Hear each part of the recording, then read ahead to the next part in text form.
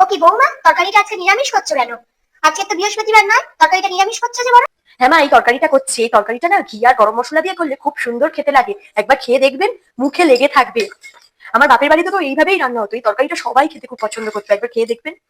আমাদের বাড়িতে ওসব চলে না। আমাদের বাড়িতে বৃহস্পতিবার ছাড়া সব দিন আমিষ খাওয়া হয়, ওইসব চলবে না। তুমি আমিষ করো, আর তোমার ওই বাপের বাড়ি থেকে কি ফিরিস্তি রান্না শিখেছো আমি ওসব শুনতে চাই না। এখানে যা হয় সেগুলো শিখবে, বাপের বাড়ি থেকে যা এসছো সব ভুলে যাও। আচ্ছা, ঠিক আছে।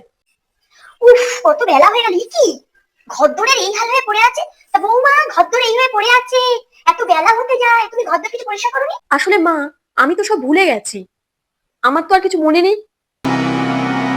আসলে আপনিই তো দুপুরবেলা বললেন তোমার বাপের বাড়ি থেকে যা শিখেছো সব ভুলে যাও। তো ওই জন্য আমি সব ভুলে গেছি। তুমি যেমন ভাবে রান্না করো তেমন ভাবেই রান্না করো। এবার ঘরদোর গুলো একটু পরিষ্কার করে নাও, তোমার কিচ্ছু ভুলে যেতে হবে না, সব আবার মনে করে নাও। তুমি যা যা করতে তাই তাই করো।